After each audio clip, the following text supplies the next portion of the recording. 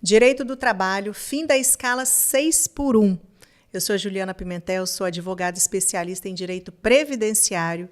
Estou aqui para apresentar mais um episódio patrocinado pelas Irmãs do Previdenciário. Já te convido a curtir o nosso canal, comentar e compartilhar esse episódio que vai ser muito interessante. Eu trouxe como convidada minha amiga advogada especialista em direito do trabalho, doutora Lorena Botelho, e já quero deixar a rede social dela aqui para você começar a segui-la, que tem muitos conteúdos importantes no canal dela. @Lorena Botelho Leão no Instagram. Lorena, bem-vinda, minha amiga. Fica à vontade. Muito obrigada pela sua presença. Eu que agradeço mais uma oportunidade de mais uma vez estar aqui, compartilhando conhecimentos e esclarecendo as dúvidas, né? Desse tema ainda que está sendo tão debatido. Exatamente, por isso que eu te trouxe aqui. Esse tema é muito importante, está em alta e eu quero saber de você. Fim da escala 6 por 1, expectativa ou realidade? É uma expectativa muito próxima da realidade, porque a lei foi aprovada na Câmara com uma maioria quase que absoluta e agora ela precisa ser aprovada no Senado. Então, as chances dela ser aprovada, ela é muito grande. Muito grande, isso mesmo. Vamos falar aqui, assim, bem leigamente, né, para quem não sabe o que é 6 por 1, escala 6 por 1. Mas o que é isso? Quem nunca ouviu falar? Explica para a gente o que é a escala 6 por 1 e o que significa o fim dessa escala. Primeiramente, a gente tem que ir lá na Constituição, né? A Constituição do Brasil, a atual foi firmada em 1988. É importante trazer que a escala 6 por 1, que é aquela onde o trabalhador ele trabalha 6 dias por semana e folga 1, descansa 1, sendo no máximo 44 horas semanais, por isso que está lá estabelecido 8 horas diárias, 44 semanais. Foi uma grande vitória para o trabalhador lá em 1888, porque antes a jornada era de 48 horas. Então, houve essa diminuição para 44 horas. Então, passado todos esses anos, quase 40 anos aí, e que agora o Brasil voltou a discutir essa questão da escala, né? Então, a proposta atual, essa que está para ser aprovada no Senado, o que ela propõe? Ao invés da Constituição limitar o trabalho a 6 vezes por semana, 44 semanais, e uma folga por semana, a limitação vai passar a ser de 44 para 40 horas semanais, com 2 dias de descanso. Sim. Normalmente, qual é o tipo de trabalhador que trabalha nessa jornada 6 por 1? É a maioria dos setores da economia, né? Comércio, hotéis, indústrias, farmácias. Então, assim, essa parte da economia, prestação de serviço, ela tá ali, aquilo que dá base da economia são esses setores que atuam aí 6 por 1. Normalmente quem trabalha de segunda a sábado e folga domingo, né? Correto.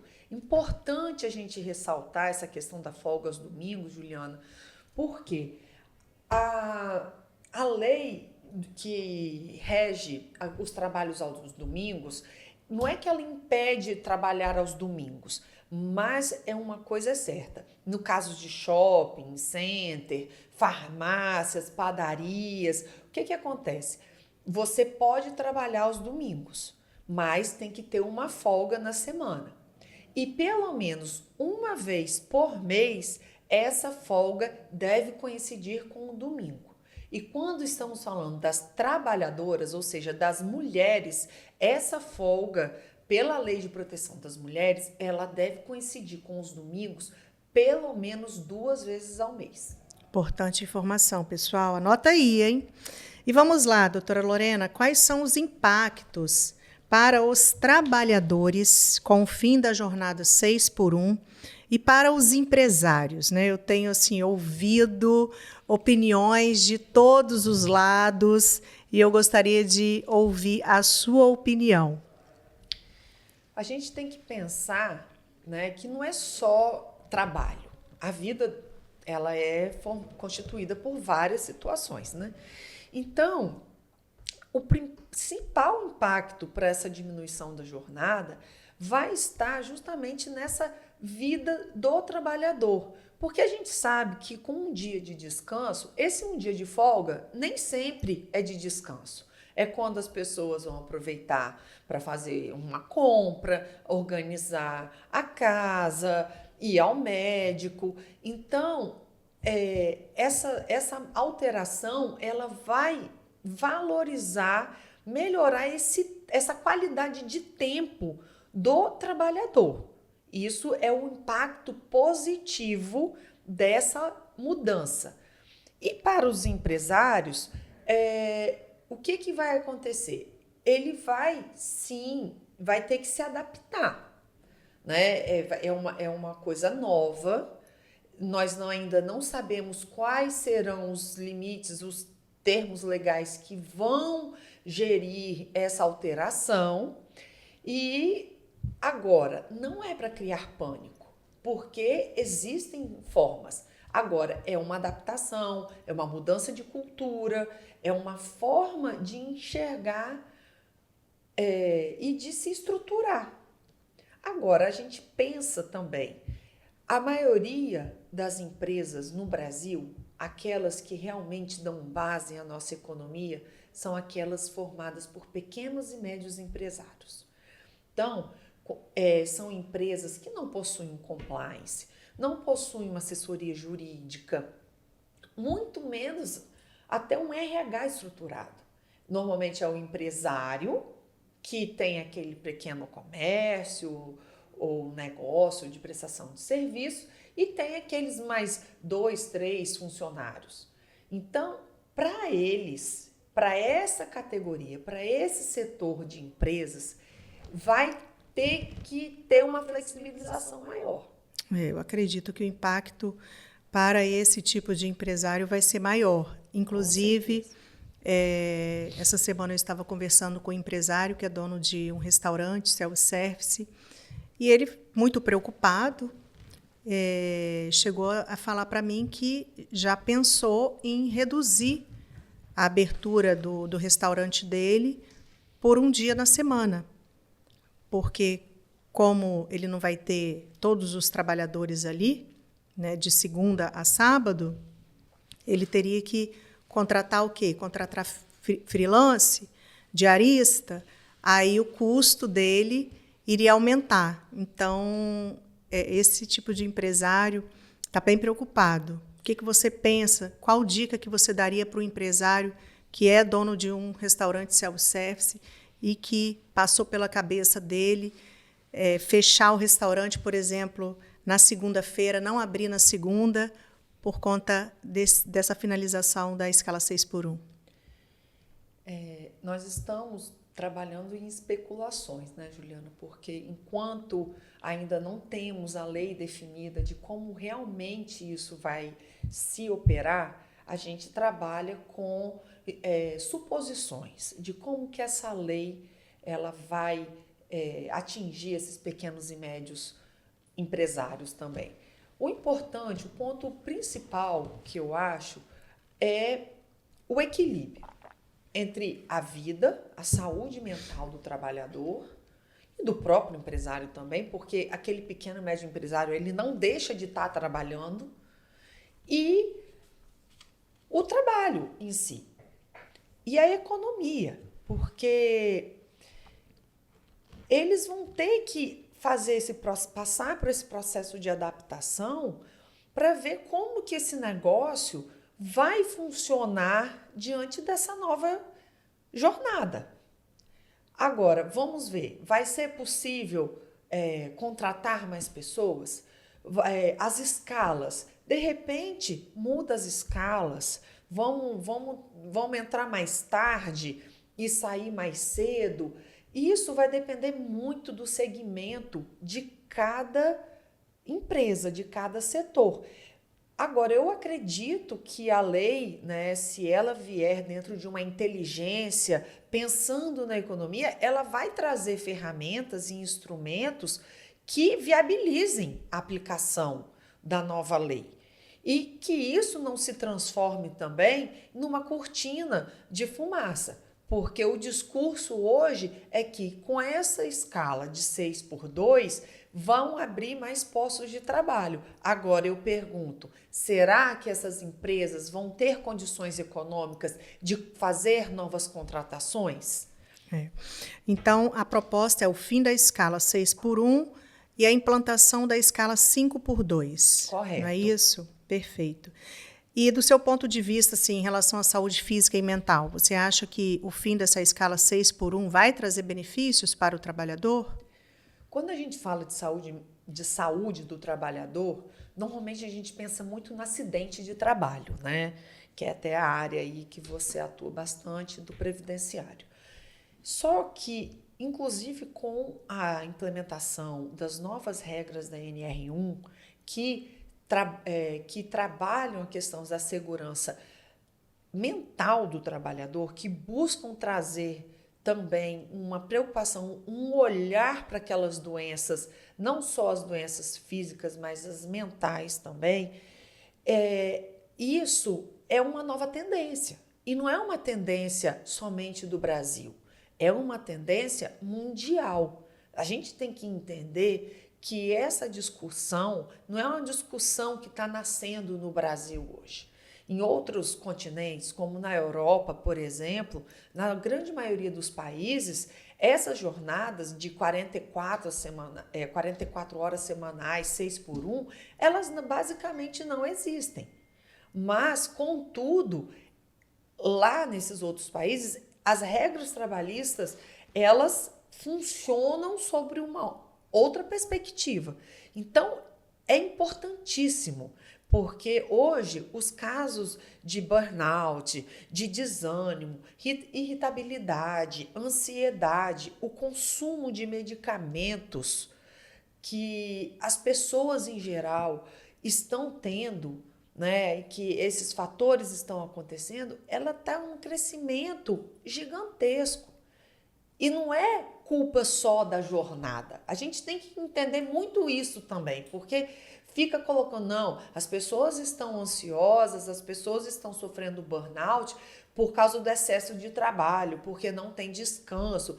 Não, é um conjunto, né? A gente tem que pensar nessa questão social de como está a nossa sociedade, quais são as exigências que estão sendo feitas desses trabalhadores, dessas pessoas, desses profissionais autônomos.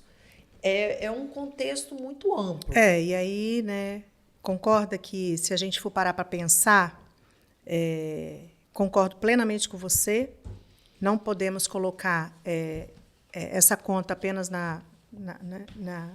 nas costas do trabalhador, do empresário.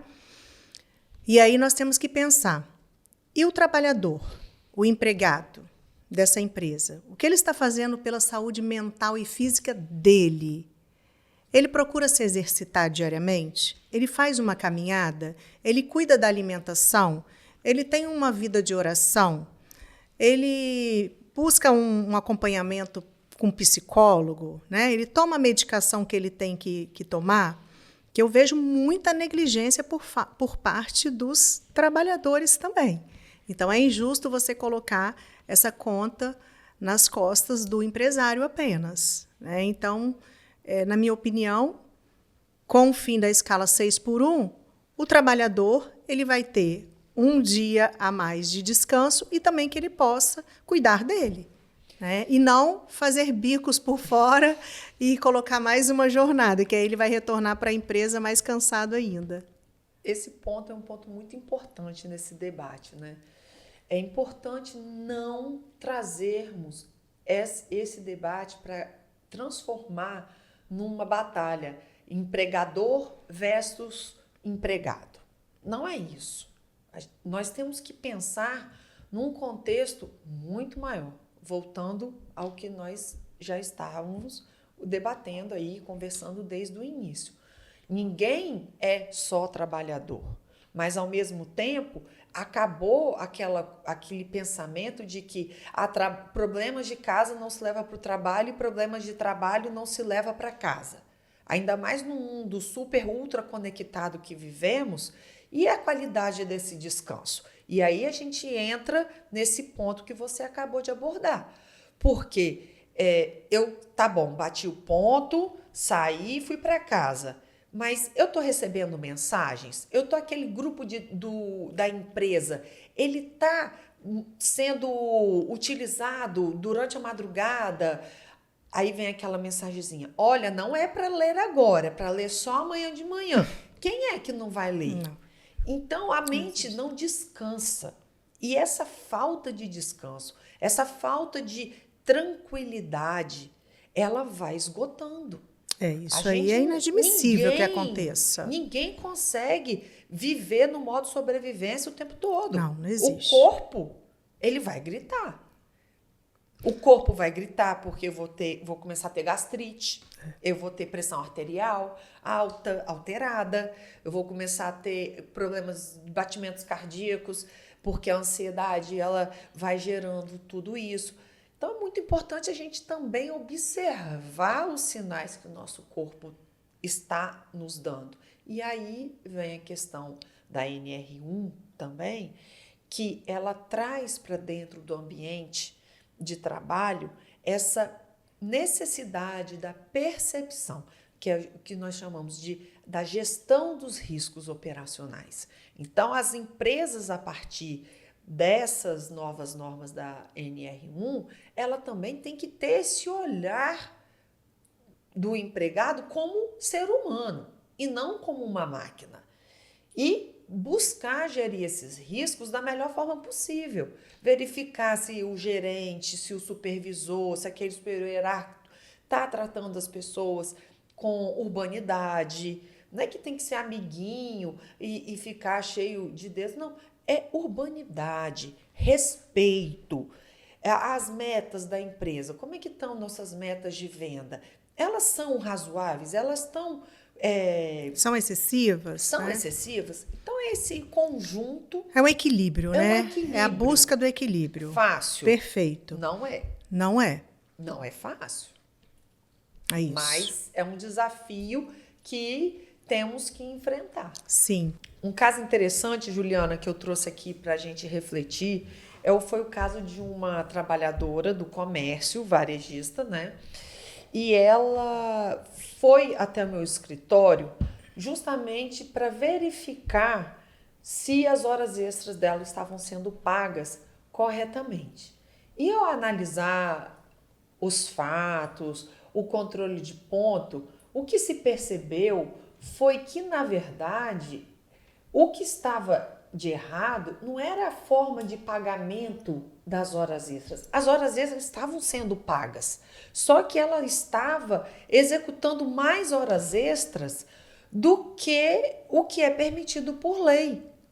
E no final das contas, o que mais doía nessa trabalhadora foi uma frase que me tocou muito, porque ela disse: eu não me importo de trabalhar, eu me importo de perder a vida do meu filho, de não poder acompanhar o crescimento do meu filho.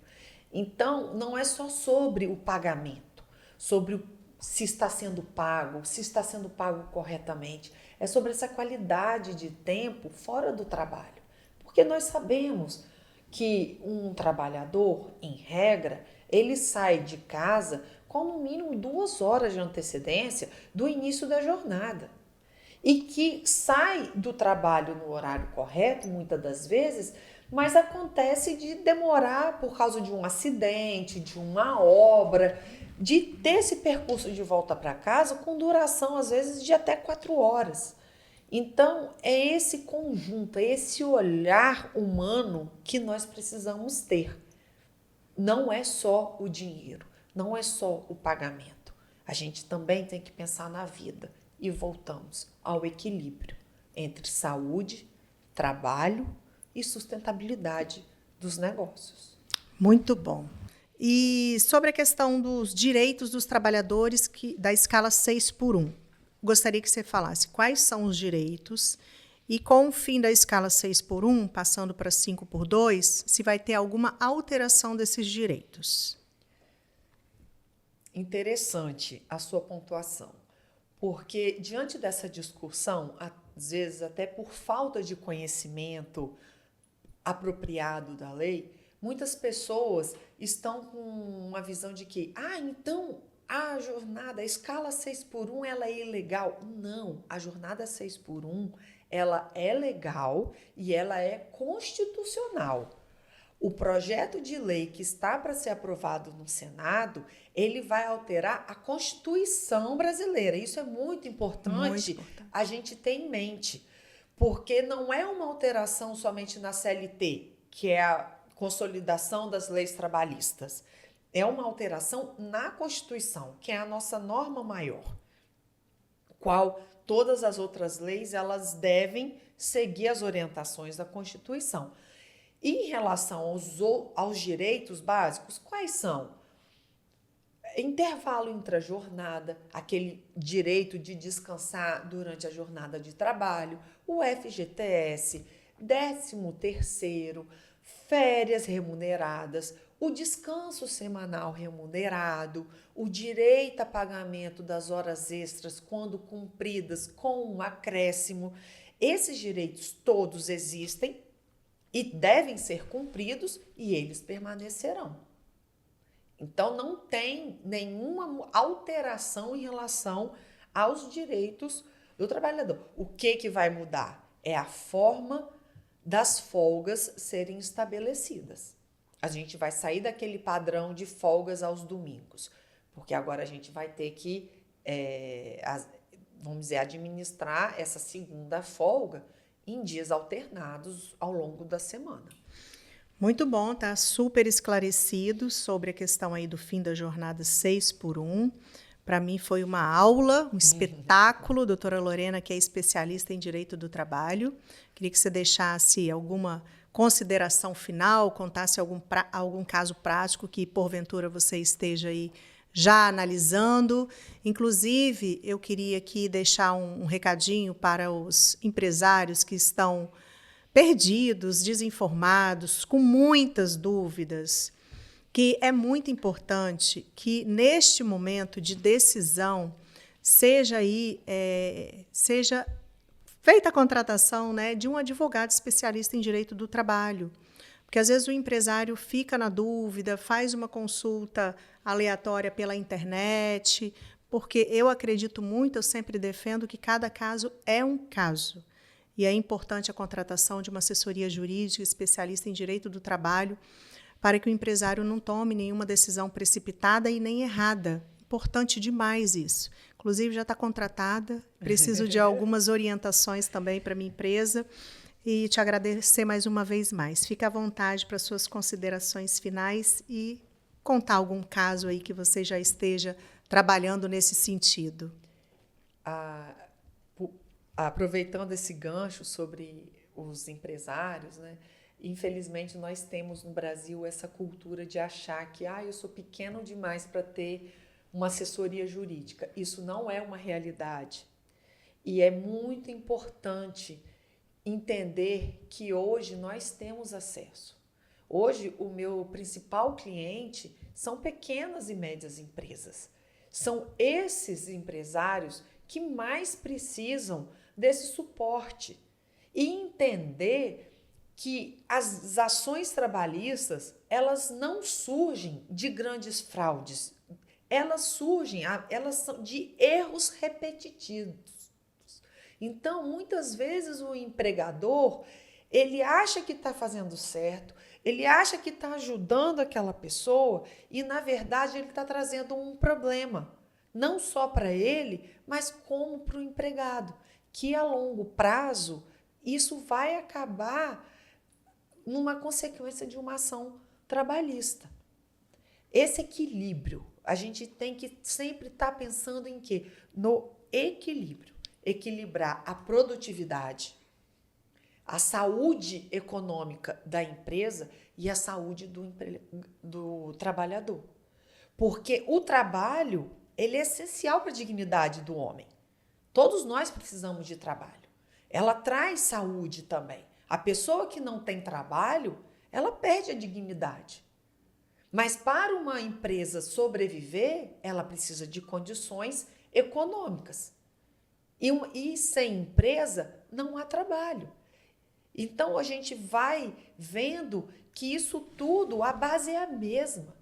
E voltamos, não é uma guerra, não é uma disputa entre trabalhador e empregador. Precisa ter essa harmonia. Então, por favor, não vamos trabalhar com achismos, não vamos colocar essa falsa ideia de que a lei ela vai quebrar minha empresa, ela vai impedir de eu funcionar, de lucrar. Existem ferramentas e essas ferramentas estão disponíveis para todos. Agora, precisa de se adaptar de acordo com cada setor, de acordo com a necessidade de cada um. Muito bom. Por isso a importância da assessoria jurídica de um advogado trabalhista para buscar a melhor estratégia para o seu negócio. Doutora Lorena, eu quero te agradecer imensamente pela sua presença. Sabe que eu te admiro muito como amiga, como profissional. Muito obrigada. Estou sempre aqui juntinho de você. Obrigada, viu? É sempre um prazer. Estou à disposição sempre que precisar.